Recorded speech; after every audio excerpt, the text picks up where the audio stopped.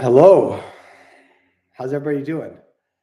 I actually was starting to record a pre-recorded YouTube for SWTX, and I got 2 or 3 minutes in, and I got tongue-tied, and then I had a Bill O'Reilly moment where I said, "Fuck it, we'll do it live."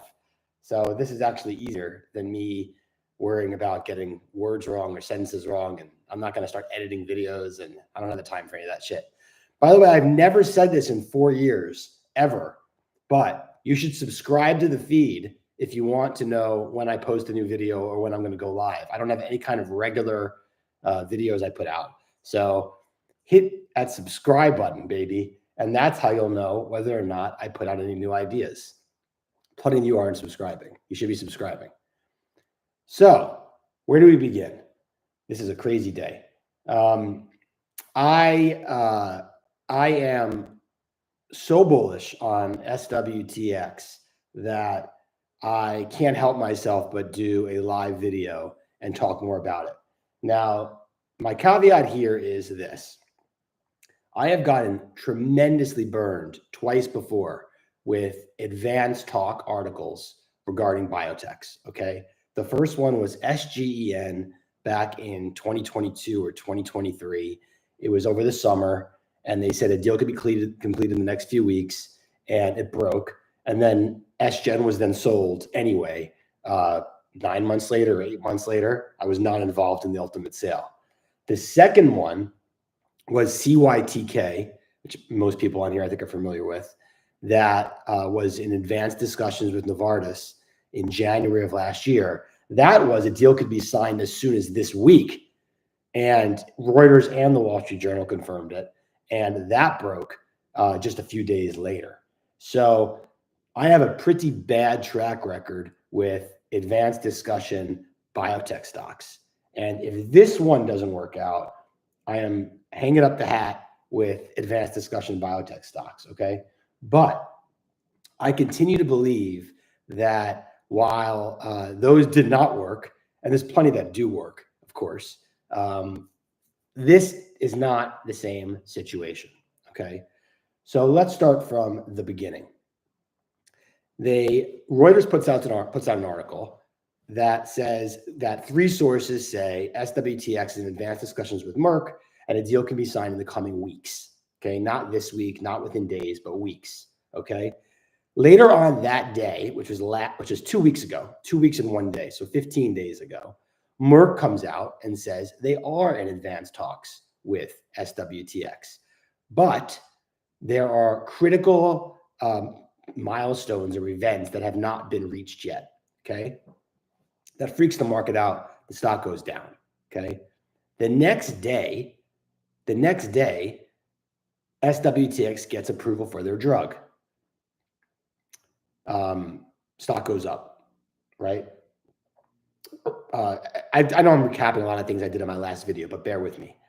Last week on Thursday, oh, by the way, then we get insider sales from the Monday when the stocks shot up. Okay, there was 10B plans and there were multiple insider sales, and one of the directors sold a pretty big stake of what he owns. Okay, then this last Thursday, so just 5 days ago, SWTX reported earnings, and they had not signaled to the market they were going to cancel their conference call. That morning with earnings, they announced there will be no conference call.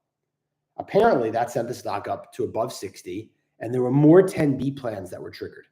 And those 10B plans were announced on Monday, yesterday. More significant sales by a director, little sales by the CEO. CEO has tons of stock, okay? We're now sitting here on Tuesday at 10 a.m. Pacific time, and it's Tuesday night in Germany. Germany reports earnings next Thursday morning, which is Wednesday in the US, okay? The option market is still saying there's a $16 price embedded in the movement in SWTX by March OpEx.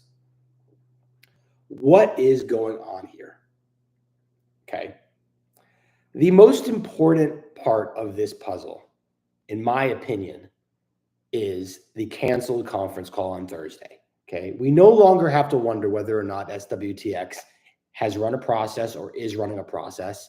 and whether or not they have an interested party. Merck has confirmed that with us. They have told us they are in advanced discussions with them. Okay. Advanced discussions mean something significant. They're not preliminary. Okay. And Merck did not have to say advanced. Merck got to decide what language they wanted to use to disclose to the market, and they went with advanced. Usually, in my opinion, advanced means price has already been agreed upon, or there's a tight window in it. For instance, with SWTK, the CEO came out last summer and said Novartis, they didn't use the name Novartis, but they had already agreed in principle on price. So for whatever the reason why Novartis walked, it presumably wasn't because SWTK wanted more money. On the flip side, with SGEN, a few years ago, we were able to see the proxy on what happened that summer with, I think it was Merck. I can't remember who ended up buying them and who it broke with. I think it broke with Merck. And they did not have price when it was reported that that was advanced talks. Now, in all the other times when advanced talks have led to a deal, which it usually does, you can see what the word advanced talk means. Almost always means they have price, or they're very, very close to price. Okay. But let's say they didn't have price, and 8 or 9 days go by from that. It's 9 days from the Merck Monday disclosure to the Thursday earnings. So it's actually 10 days. It's Monday to Thursday. If you don't have price, you have a big gap. Let's say you have a $10 gap between what you want and what they want. There is no conceivable reason why you don't hold a conference call. Okay, you hold a conference call and you just say, we're aware of Merck's statement, we're aware of the Reuters article, and we will not be commenting on any of this on this call. What we really want to talk about is the recent approval we've gotten and our amazing commercial rollout of our other drug. And you just tout it for an hour, and you cause no harm in your strategic process. Okay, Merck is not going to be any worse off if they end up buying the company because they did a conference call talking about how great their new drug approval is and how great their commercial launch is going in the previous drug. Okay, you could even have no question and answers on the call. Just do a preamble and say, due to the press reports and the Merck disclosure, we are not having a question and answer on this call.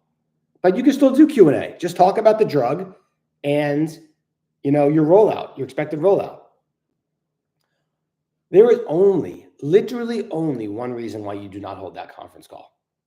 And it's because you want to defer to your partner, your future buyout partner or buyout, party, and give them the right to trumpet the recent approval and what their strategy is going to be for commercial launch on that drug. The only reason why you would defer to that is if you are incredibly confident in a deal eventually being consummated. So much so that price definitely is not an issue anymore. It's either actually known or it's within a few dollars of each other. So then you could be asking me, well then, Matt, we're now 2 weeks since approval, 2 weeks in a day since disclosure. Why haven't we gotten a deal yet? Okay, so I have a few answers to that. Okay, first of all, the original PDUFA date for this drug was February 28th, and Merck reports earnings March 6th. Okay, the original Reuters article said in the coming weeks. It was never going to be an imminent deal. They needed approval of the drug first. Okay, so for all we know, the timeline that the companies are working towards is a deal. It was a deal before Merck's earnings, after the PDUFA date, right? So they have their own timeline they're working on. That's the first possibility. The second possibility, Maisie, the second possibility is that when they leaked this deal that Monday, they leaked it because they were in exclusive discussions with Merck. They did not run a full process. And this is the way of sniffing out whether or not there are other bidders before they sign a deal. And in the last 2 weeks, they have got an interest. If they've got an interest, they can't sign with Merck. Okay, they have to make sure that other potential buyers will not pay substantially more. Now, Merck can still win the auction, and they could still go with Merck unless the other bidders have substantially higher bids. The other bidders can still come and buy post-signing and just pay a breakup fee, which is usually whatever, 3% of the deal or something. It's not a big deal. The most important part here is that we are at Tuesday night Germany time, which is 5 full days after the conference call got canceled. And there has been no disclosure by Merck that they have walked and there's no longer involved in this process. And it's very likely they would have to notify the market of that. Okay. So what I come back to is, what would break this deal? Okay. Is it that Merck decides they no longer want to buy the company? Well, that seems extraordinarily unlikely, right? They were in advanced discussions 2 weeks ago. And as of today, they're still in advanced discussions. Okay. Is there a bid-ask issue? Well, if there's a bid-ask issue, Maisie, if there's a bid-ask issue, you, first of all, are usually not in advanced discussions because you can't get to the place that you need to get to advanced discussions, which is a giant bridge in price. Further, if there's a bid-ask issue, you do your conference call on Thursday and you talk up your company, okay? But to me, the most interesting thing that happened, or one of the most interesting things, is that more 10B plans were hit on Thursday when the company canceled the conference call. And the stock went to 60, and a few more people sold some stock. Now, it's a very bad look for the company to not be actually in advanced talks with selling yourself and canceling a conference call that you know is going to send your stock up so that insiders can trigger a 10B plan only for the stock to go back to 40 when they announce, oh yeah, by the way, we really weren't in negotiations with anybody. We just decided to cancel the conference call to trigger 10B plans. Okay. None of it makes any sense. Okay. It is far more likely that the company is sold. Now, what are the risks here? The risks are that it's not sold for a big number. Maybe it's sold for $60 a share, which they could argue is a 50% premium from unaffected. Okay. I don't believe that's correct. I talked about it in my last video. I think unaffected is more like 45 or high 40s based on you now have approval for this drug. But could that happen? Yes, it could happen. Okay. What are your other risks? There's a lot of short interest in this stock. Okay. Now the short interest was there before they got this last approval. So I don't know what your short thesis is at this point. The other drug, the original drug, is ramping at a very nice rate. And most people think that the drug that was just approved is far superior in quality than the drug that's already on the market, and also best in class in its category for what it's intending to treat. So I don't know what your short thesis is here. Okay.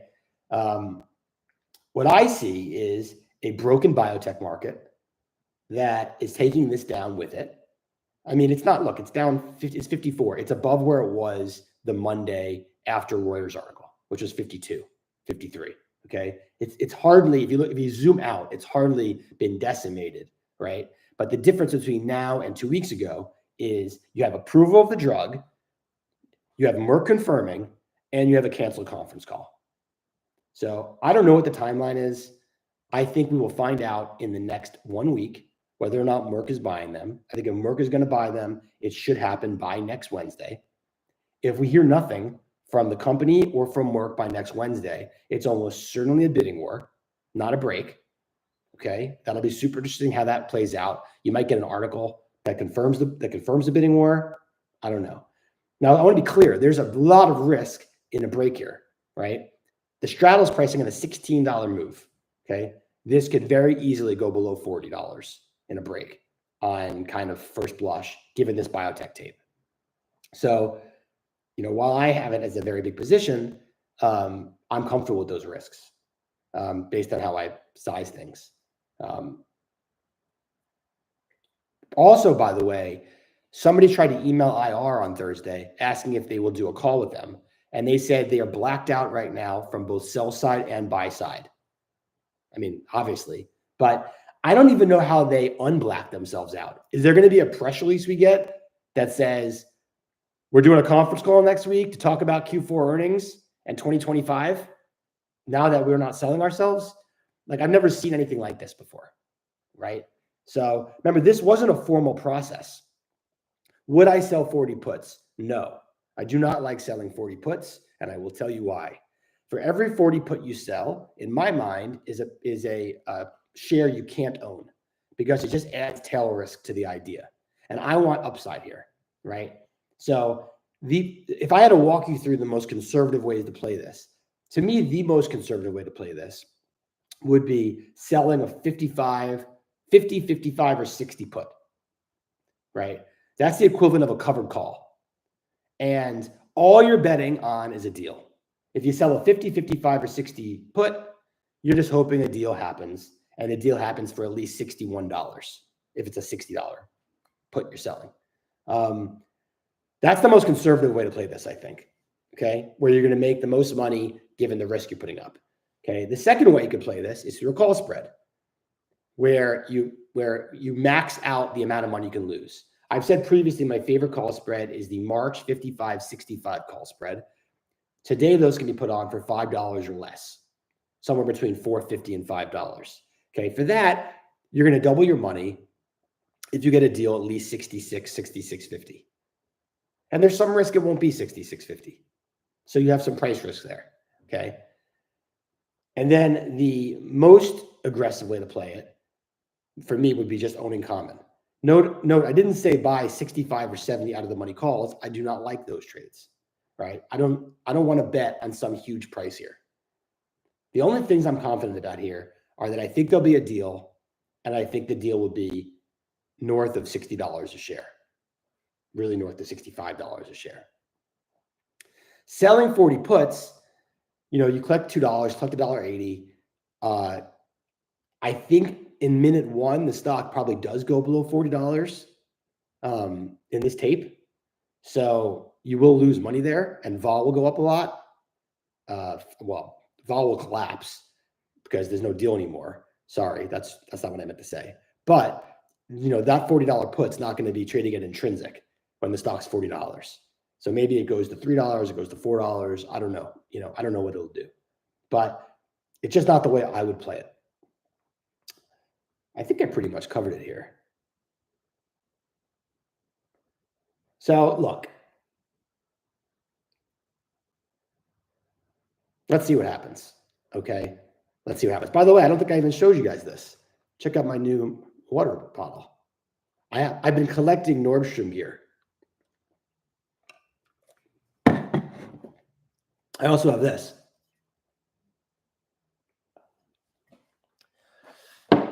And this. I sleep with it. What do you think is the probability of a break? I think it's 5%, but I think professional ARBs and others might think I'm crazy. The market's only pricing in a 50% chance of a deal here. The skew isn't that crazy with puts versus calls and the short interest or whatever. Like, it's the 55, there's put call parity here. I mean, and it's not hard to borrow. So, the market's pricing in a 50% chance of a deal. Maybe a 55 or 60% chance of a deal if you would put on 50, 60 call spreads. But, I only use 5% because it's not possible for me to intellectually tell you less than 5%, right? Before they got approval, I would have said 10 to 20%. I would have said 75 to 80%. Here are my numbers. When Reuters reported the deal advanced, I would have said 75 to 80%, only because they hadn't had approval yet. When Merck confirmed, I would have bumped that to 85%. And then when the drug got approved, I'm at 90%, 92%. And then when they cancel the conference call, I'm at 95%. Like, as you like to joke about, Daniel, I can only get so, and I can't really get any more than I am. Sorry, my kids, one day, if you ever watch this and I'm dead and you just had to hear me say that. So look, that's where I am. I hope to do a victory lap on it in the near future. But it could also break. Okay. This is more art than science, the stock market. Okay. I'm not privy to what's actually happening behind closed doors between Merck and SWTX. Target Hospitality. Well, if you go back to November, I had a November YouTube video where I predicted this exact outcome. I sold my hope. At the time, I told you I had 25 basis points left. Since that point, I sold that out. So I've had no position in this for at least a month, maybe 6 weeks. And they canceled Picos. I mean, I don't know. It was to me, it was very obvious it was going to happen. That was even before Doge, came around with its sledgehammer. So I have no interest in Target Hospitality. Yesterday, when the stock was 430, I sold some March 4 puts, tiny, because they have kind of $5 or more a share in net asset value if you take out the accumulated depreciation of the specialty equipment. I got no interest in Target Hospitality. Could they get some contracts from the government for deportations and this and that or whatever? Sure. Not my jam. I'm moving on. You're not going to hear me talk about Target Hospitality again, but I did have to mention that I totally nailed it. I nailed that contract being pulled.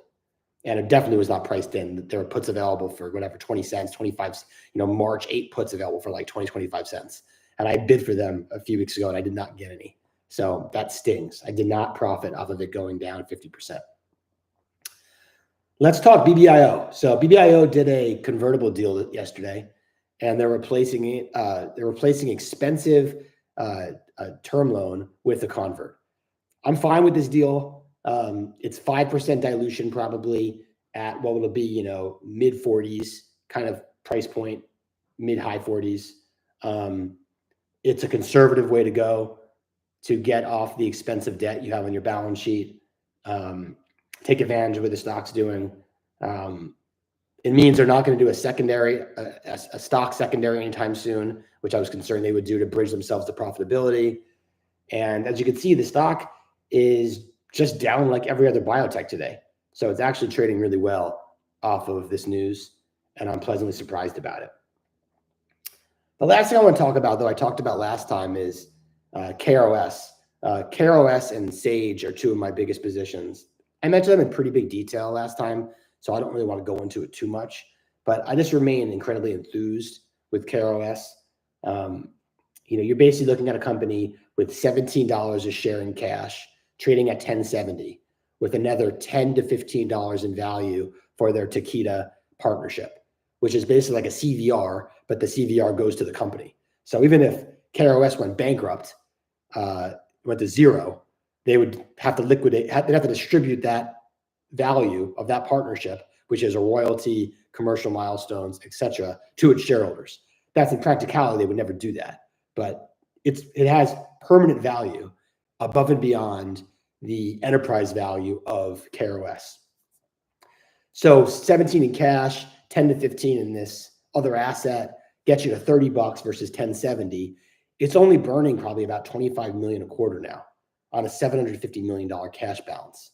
So this isn't some sort of fast burning cash machine that's incinerating money.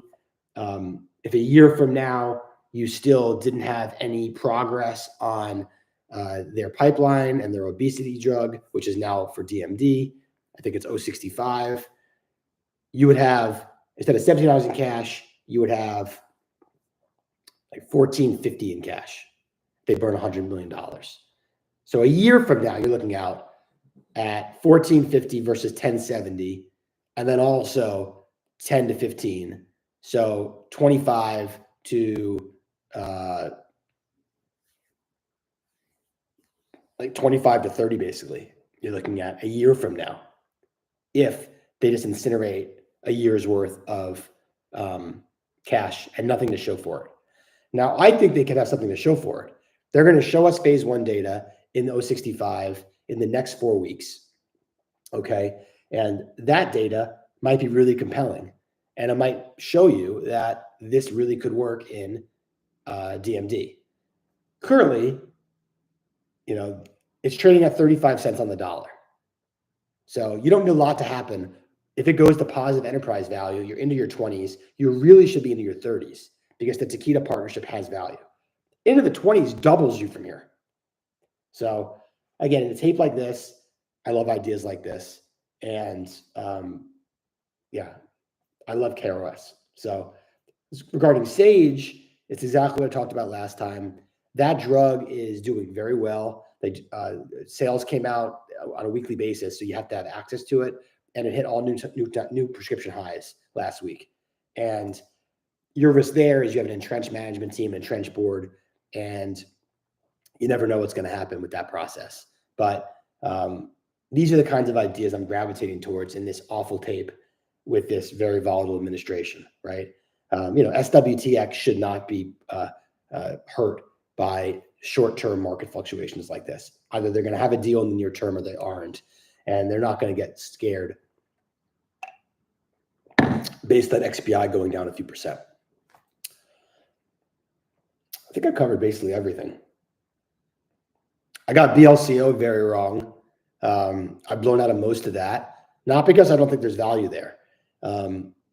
I think you probably have a really good margin of safety at $16 there. I think it's very likely that company is sold in the next 18 months because it's the only move BHC has. I think BHC is just buying themselves time to get a better price for BLCO so that they have more value left over for equity holders after they pay off debt for the proceeds. And I still think you'll get low to mid 20s sale in BLCO. I just don't know when it's going to happen. And I have better ideas out there. So I'm taking the tax losses there. And maybe I'll revisit it in 6 to 12 months. But that was one of my favorite ideas this year, and that didn't work. Regarding Trip, I also put out a bad quarter. I've started buying that back again. That was a pretty small position going into earnings. And now I'm buying it back because I see a great path there to a multi-year double. As Viator gets bigger and bigger and more profitable, and as core Trip slows its decline. What people are missing on this idea, and I looked at the sell side notes, and everybody has a hold in the sell on it, is that if core Trip can just get to stable and EBITDA halves from where it's trading at, you go from this distressed 3, 4, 5 times EBITDA multiple to a double-digit EBITDA multiple just on core Trip. Viator already should be getting a 15 to 20 times EBITDA multiple, given what it's doing. There's not really a lot of EBITDA right now, but I mean looking out to what kind of run rate mature EBITDA could be. So it's not unheard of for me to think, looking out into 2026, you have this healthier company with core at a flat. They say they're going to have core growing next year. Who knows if that happens? Nobody believes it. But if you just get core to a flat to growing kind of baseline, even low single-digit declines, and then you get Viator still growing at 15% a year, I think Trip is $25 to $30 a share. And I have a hard time seeing what your downside is here, given the mix of assets and the breakup value of the company, if it came down to that.